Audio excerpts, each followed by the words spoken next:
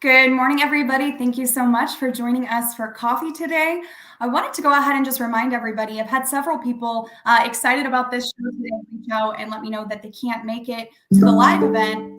Whoa, I'm sorry there, but that they want to be able to listen back to this after. And so just in case you don't know, this does go to YouTube, Spotify, Apple Podcasts. I don't know, maybe some other places too. I'll have to task my producer because we put it as many places as we can for you guys to check in.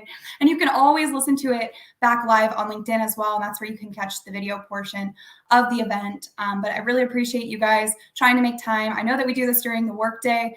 So if you're listening to this while you're at work, at your desk, just tuning in and checking it out, appreciate you guys. We're going to go ahead and bring in Cody. Cody is the Senior Manager of Logistics at Elo Touch, and I want him to go ahead and join us and let us know a little bit about what it is that you do and who you are. Cody, good morning. Yeah, nice to meet you, and thanks for having me on the show. Appreciate it.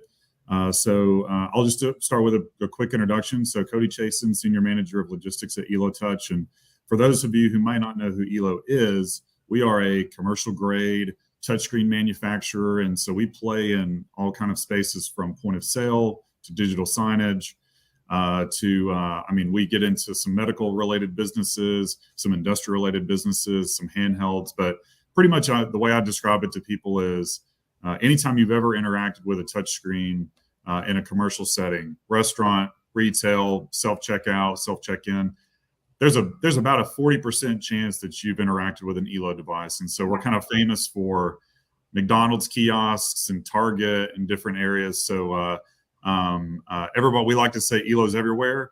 You just may not have known that you've used an Elo device. I remember, I don't frequent McDonald's, admittedly, I'm trying to live that healthier lifestyle, but I remember the first time I went into McDonald's since they started the whole like self-ordering and that kiosk.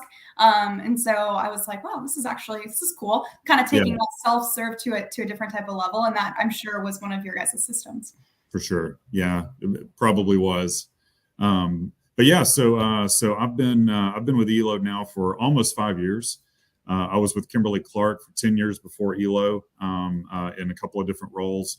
But here at Elo, I'm the senior manager, and so I've really got global contract responsibility for ocean and air services, and then also have America's responsibility. So our support of North America and South America for distribution, warehousing, transportation. So kind of the global piece in terms of ocean and air, and then the domestic piece in terms of transportation, distribution, warehousing, inventory control, reverse logistics, all the fun stuff. All the fun stuff, for sure. We have lots of people listening who are like, that's the fun stuff. And they probably mean that. All our ocean and air people are like, oh, I love it. I don't know how, but some people love it. God bless. So wanted to go ahead and ask you a quick question, because Kimberly-Clark, for anyone who's not familiar, it's a very large company, a very large organization. And that's where you spent quite a few years of your career prior to joining Elo. Elo's up and coming. Elo is growing. Market share is expanding, obviously, just due to the demand for the products. But when you compare it to a company like Kimberly-Clark, different space, different size there. So what was one of the first things that you noticed when you transitioned to a smaller company from one of these really large organizations? What are just some of the things that immediately stood out as like a big change? Yeah, I think, kind of after the initial, just the initial shock of just, making a transition after 10 years had kind of worn off. And it might help just to kind of think about my experience at KC. So, I was a University of Tennessee graduate, did an internship with Kimberly-Clark. That's what led to the full-time job, and really started in international ops, moved to domestic ops, did some system stuff, decided to take a break from logistics and transportation for about 4 years and did finance just to go get a different experience. But then also, came back in and got back into the operations piece. And I think with a company like Kimberly-Clark, well-established, very well-established, big $20 billion giant, you have a lot of resources, you've got a lot of people, a lot of locations, a lot of weight in the market. I think that's going to be key, kind of making the comparison between KC and Elo. And really the way that I thought about it was there was kind of a person and a team for everything.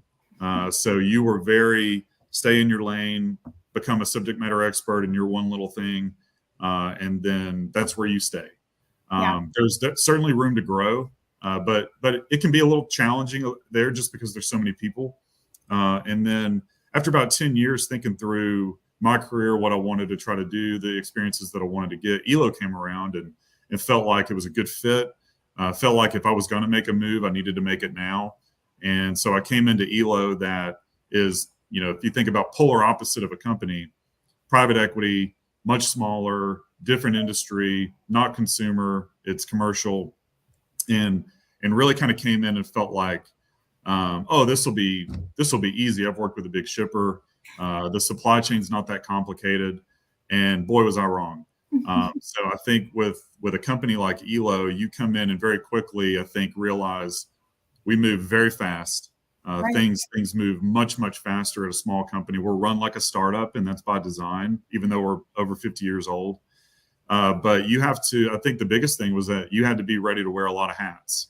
And even though your title might have said logistics, you needed to learn very quickly about customs and contract negotiation and distribution, warehousing, and really had to become pretty educated in a lot of different areas very quick. And so the way that I like to, tell people is I think I learned more about logistics and supply chain in 1 year at Elo than I did in 10 years at KC, just because of the scope that you had to hold, how fast you had to move, and how quick you had to learn.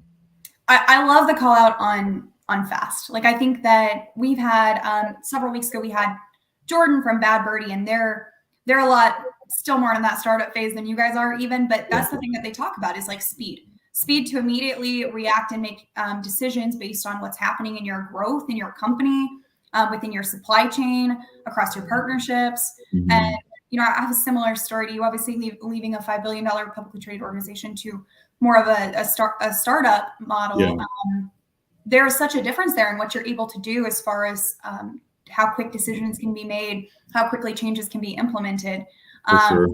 But with those changes as a shipper, as you guys are trying to feel the need to have that flexibility or make changes or move around a lot, I personally think that probably impacts the importance of your partnershijust because maybe more at a large organization like Kimberly-Clark, when you have all these providers, and you have hundreds potentially of providers across the organization, you monitor KPIs, you keep track of that. There's scorecards that go out.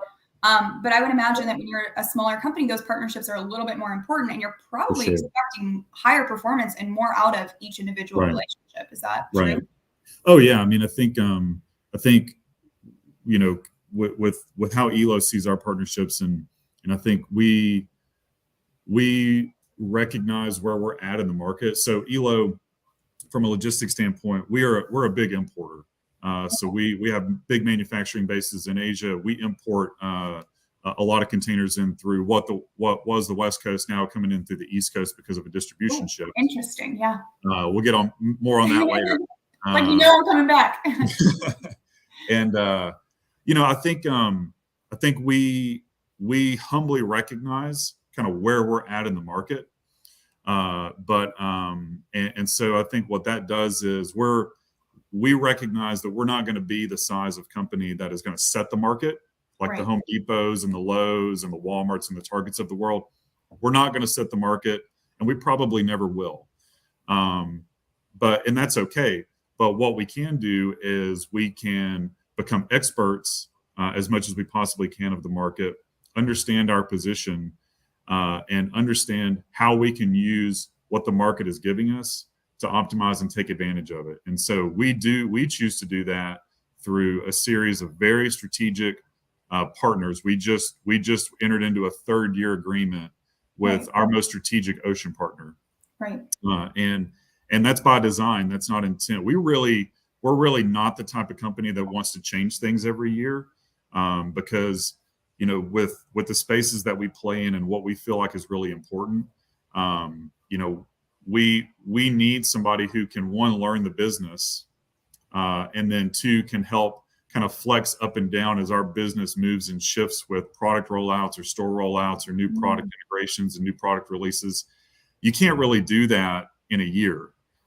You've got to be willing to make a commitment long term with someone and really kind of double down and make sure that they've learned the business, they understand what Elo needs to be successful, but then also Elo has come alongside them and helped them craft a team and craft a strategy that's going to meet the needs that we have, because we can't do it all. We're not resource heavy. We don't have all the teams needed to be able to do it. You don't have bodies to just throw it at every little thing. You need, exactly. Your relationships need to be a little bit more self-sufficient, right? They need to be able to kind of understand it and more an extension of you as opposed to someone you're just delegating tasks. And I think that there's got to be a higher level of trust there. With bigger shippers, you tend to, since you tend to be in that market setting category, you kind of can exercise some discretion in what you choose to do, and really, in some sense, can be a little transactional with the way that you treat your suppliers. We can't do that. Right. So we choose to take the partnership approach and really value those, because we see them as an extension of our team, and we would not be successful if we didn't have them. Now, you mentioned product launches and rollouts, and so I want to touch on that too, because you guys aren't, your typical CPG products or even food and bev just going into tons of retailers, groceries. Like, you guys are a product that those companies use to run their businesses. But what does that look like for you guys, just in, like, how do you get your products to your consumers, and how does that change, maybe the expectations of what your partners are able to accomplish? This isn't just pick up a pallet and drop it off somewhere, right? Or is it a little more involved? Yeah, it's a little bit more involved. So we've done a couple of things to try to become more competitive in this space. We've done some things at origin. We've done some things at destination that we'll touch on in terms of, building out our own capabilities, because we see that as a strategic advantage for us is within our supply chain and the way that we distribute our products. The more that we can control of that, the better that we're going to be. But we also rely and really lean on strategic partners, not only from a freight movement standpoint, but also an end distribution standpoint. So we work with a series of strategic distributors that we ship into, that work with resellers, wholesalers, installers, because if you think about what we do in the space that we play in with touchscreens, we might be signing up for an 8,000 store or 8,000 unit rollout over the span of 6 months. And so what we have to do is, we can't just ship all 8,000 of those to a distributor and say good luck. We have to really align ourselves and think that, okay, this unit's going to be paired with a couple of different things, either from our product category or somebody else, and they're eventually going to make their way into New York City, Chicago, all these different gas stations, shopping malls, all these areas, and they ultimately have to be installed. So there's very close alignment with partners upstream from us that help us get our product to our DC, but then also downstream from us in terms of distributors and installers. And so, having that lens of how we choose to do things is really important, because it's not just a set it and forget it. It's a consumable. We're shipping tons of pallets into Walmart and Target, and they're going to get consumed, and it's very easy to forecast. It takes a high level of collaboration with our partners, because, you may have a project pop out of nowhere, and very quickly you have to be able to react and respond to it from a manufacturing standpoint, and then a distribution and an installation standpoint. Yeah. And that's that speed aspect, and how important that is to literally be able to say yes to that, or risk losing market share, right? If you're not able to meet deadlines that are driven by your consumers. Right. So can you kind of tell me a little bit more about, is this do you think, you said this is a pretty competitive space, probably was accelerated during COVID, just with all the work we did to go with, self-serve, contactless type payments and things like that. What has that journey been like from a supply chain standpoint over the last few years to kind of make the necessary adjustments to stay market competitive and make sure that you're adjusting and meeting your customers where they're at? And then also maybe kind of talk about, do you guys look at supply chain as a competitive advantage? Are there areas that you have recognized, if we can do this, then we have a leg up on our competition because of our strength of our supply chain? Yeah, for sure. Great question. And so I think from the first question, is it a competitive landscape? Very.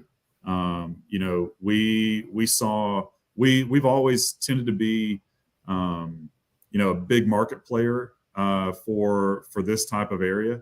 Again, we've been around for over 50 years. We're well known within the market as being a hardware provider. Quality, I think quality is very key for us. But like you said, when COVID hit and everybody went home and the self-serve and the screens and the kiosk really began to explode, you saw a lot of new players kind of come out. And so we felt that competition. And so I think what we've had to try to do is, number one, double down on the things that we know we do really well. We know that we manufacture high quality products, and our quality issues and any type of quality instances are extremely low. And so that's kind of where we pride ourselves in terms of one of the ways that we differentiate ourselves. And some of our competitions felt that now. They took some market share from us, and they capitalized on the COVID boom, but they didn't really vet out suppliers. They didn't really vet out manufacturers. They didn't really look at the quality of the components that they were getting. And now they're starting to deal with some quality issues. And so we're starting to regain some of that market share back because we stuck to our guns and maintained the right thing generally in the long run. The right thing always is the right thing, right? Yeah. And so we did the right thing in terms of really kind of leaning in with our key suppliers. But we also started to make some strategic investments within our own supply chain. So we recognized that, hey, COVID really taught us a lot about the capabilities that we need to go develop. Yeah. And so some of the things that we've done, which leads into your second question, is in terms of, have we invested in our supply chain? Absolutely. We have invested both at origin, so within manufacturing. And so now, rather than just being, a components manufacturer or a screen manufacturer, we're starting to do full systems. And so we've started to really align ourselves with strategic partners, but then we've also really started to vertically integrate at origin, and we're trying to do more within our own factory. So that's one thing. The second thing is, I kind of look around, and the location that I'm sitting in right now, I think is huge evidence for the investment that Elo's chosen to make in our supply chain. So why do I say that? For 15 years, we aligned ourselves with a 3PL in Southern California. Okay. They did a really good job for us, but they did all of our distribution. So we brought everything in through LA and Long Beach and kind of dealt with the challenges out there, but long-standing relationship, long-standing partner. But, as we started to think about long-term, what's going to make us competitive, the same strategy that we were trying to do at origin in terms of vertical integration and bringing some stuff in, we mimicked that at destination. And so we set out on a journey in the midst of COVID. Yeah. We didn't really plan it that way, but no better time, really. I mean, why not? No better time to try to build a location or hire people. So I mean, we doubled down and we built an Elo owned and run and staffed almost 100,000 square foot ops center in Knoxville, Tennessee. Huge investment from a CapEx standpoint, from a people standpoint, talent, and moved our entire distribution footprint in the Americas out of Southern California to Knoxville. Wow. And so not only are we doing distribution here now, but we're also doing our service and repair and warranty related work. And so we brought those two functions together, created great synergies. And I think that's in my mind the number one evidence that Elo sees logistics and supply chain and distribution, and just being able to control that as a huge competitive advantage for us long term. And what's gonna, we're already starting to unlock capabilities that we didn't have. We're starting to see opportunities to do new and different things, and it's really exciting. It's really starting to change the way that we think about our supply chain, and it's kind of given us a really good roadmap for the foreseeable future on new things that we can go tackle. So I have to ask, because you mentioned it earlier, we're going to come back to it, like I said, but it also ties in with, this shift, because you were importing into LA Long Beach, which then complemented a Southern California distribution center, right? Yeah. Now that you have distribution in Knoxville, what makes the most sense for you guys from an port destination standpoint? Yeah. So, so we are primarily a Savannah Charleston house. Thanks. with the majority of that being in Savannah. I think, I obviously love that Savannah. makes I love the love port of Savannah. Savannah. Been there several times. That makes the most sense. Yeah. But we also, I think, again, going back to those learnings that we had during COVID, I think at one point in time we had containers coming in through literally every port in the United States just because we were trying to keep our product moving. And while that was challenging at that point in time, I think what that did was it showed us, one, that it could be done, that our team could manage it and handle it. Our providers could manage it and handle it. And then two, it also kind of gave us a playbook that says, hey, we're gonna operate in a standard way. It's predictable. We can manage our lead times. We can manage our partners. But if we have to, we have kind of a toolkit that we can pull from that says, all right, we can move some containers around. We can do different things. We can get very creative with intermodal. And so while, I think we've lived through about 2.5 years of disruption, and the theme for us this year is trying to be supply chain stability. Let's get things stable. We're not going to walk away from what we learned during COVID, Right. And so we're going to keep that in our back pocket. Should we have to do that either from a necessity standpoint, like something happens in Savannah, Charleston, and we have to pivot, or we're also going to continue to do that from a competitive standpoint, because there might be customers that they don't want things coming through Knoxville. They want to go direct, and Savannah may not make the most sense for them. We can take them in through a different port and use our partner network to try to do some creative things for them. So I think pre-pandemic supply chain had just become so mundane almost for a lot of companies. It was like, this is how we do it. This is how it goes every time. And I think now we have a much better understanding of risk mitigation, right? Or just being prepared.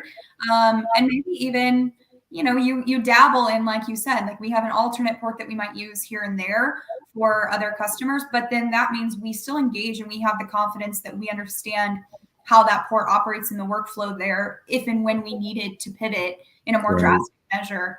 And I think that that's also why, this has just been my opinion since during the pandemic. I never foresaw 100% of those volumes swinging back to LA Long Beach that left, because people learned that, hey, just because it was the #1 port for volume doesn't mean it has to make the most sense, right? Yeah. And so people have become comfortable now.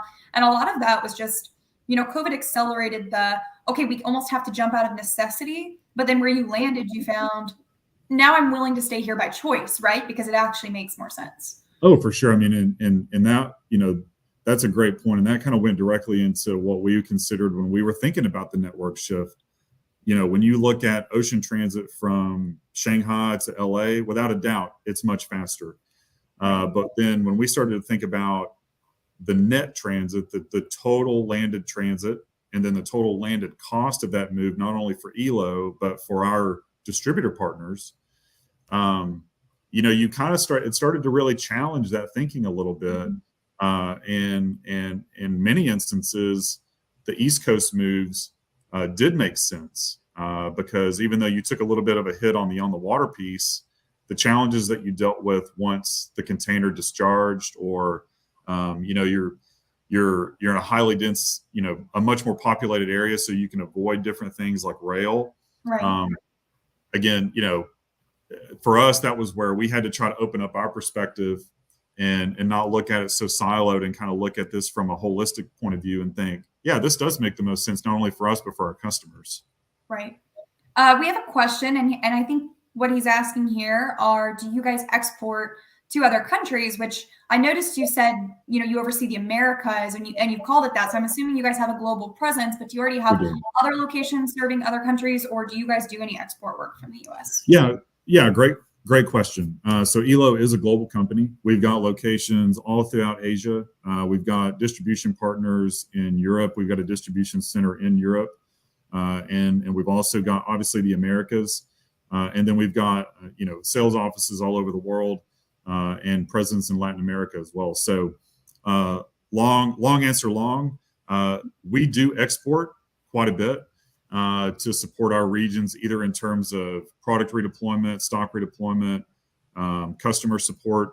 But we do try to support all of those needs locally, regionally. So the same manufacturing that supports the Americas is supporting Europe and so forth. So that's where, from a global perspective, we negotiate the contracts globally for the world, and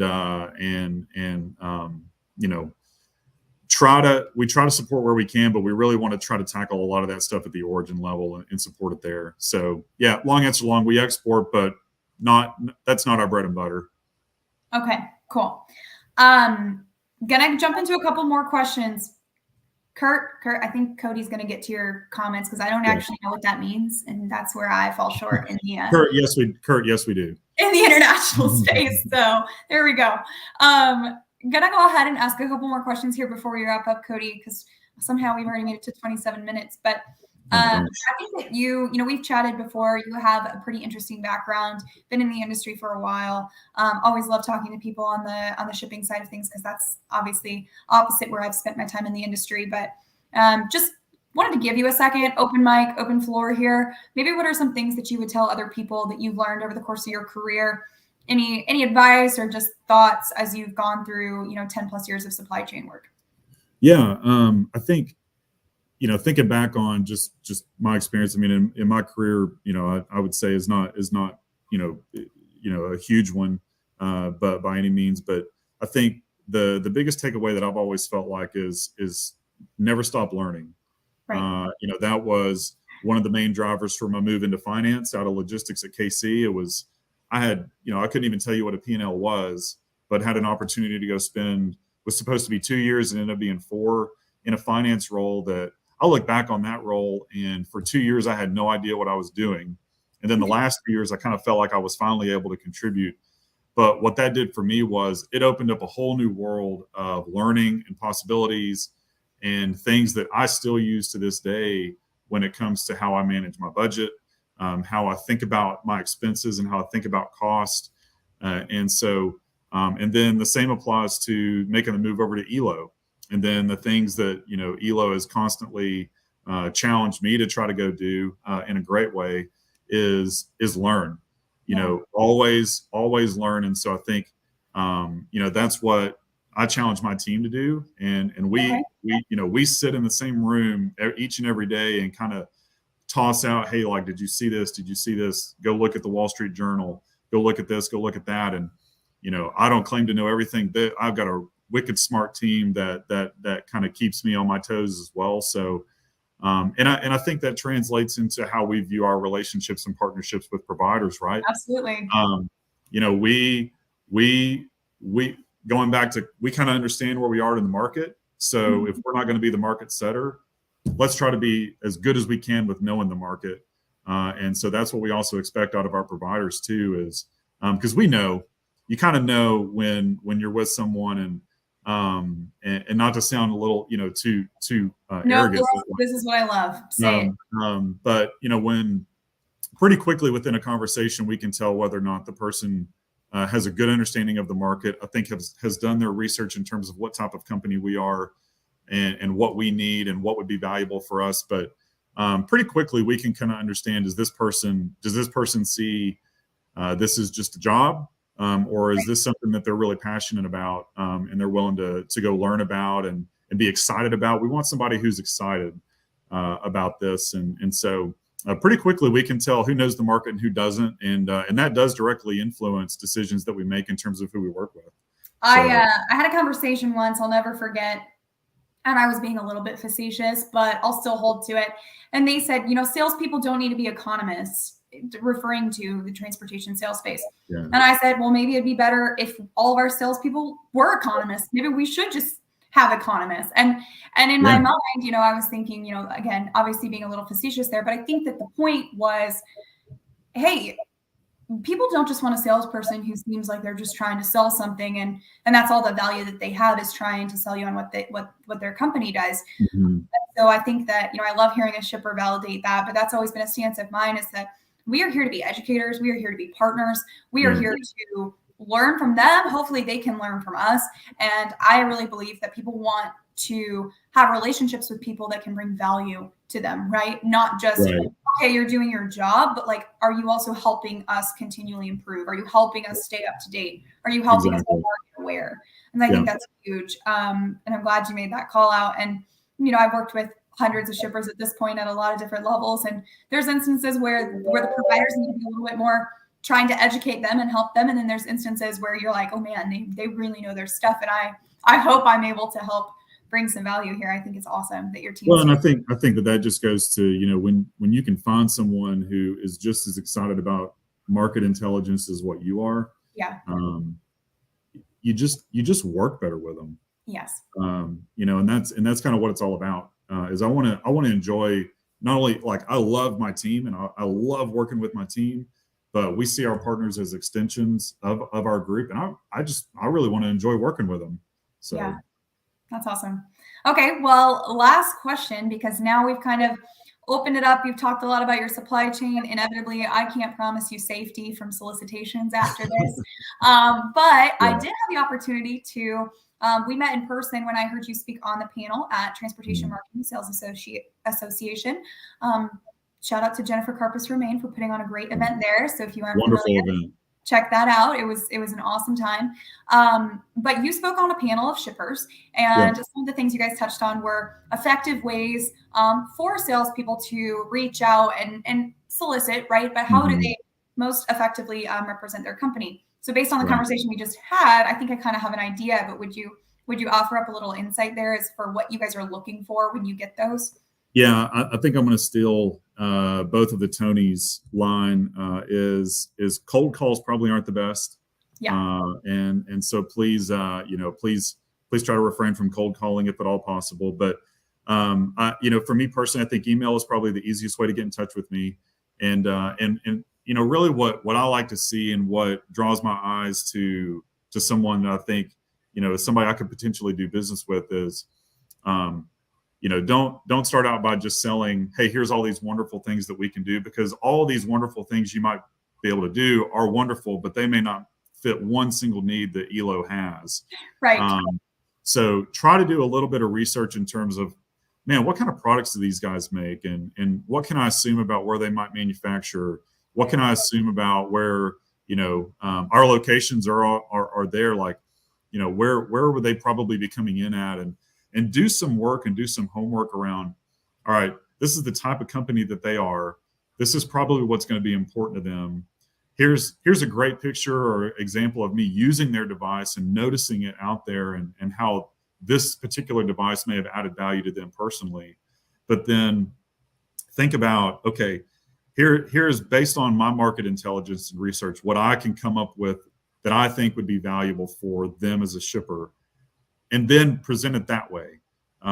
Hey, I've done all this work. I've looked at this. Here's what I think. Am I right or wrong? Here's where I think that we could add some value. Here's what I think you probably think is going to be important, and approach it that way rather than just, hey, I've got 3,000 trucks. Is there anything that we can do for you? Like, well, I don't know. So,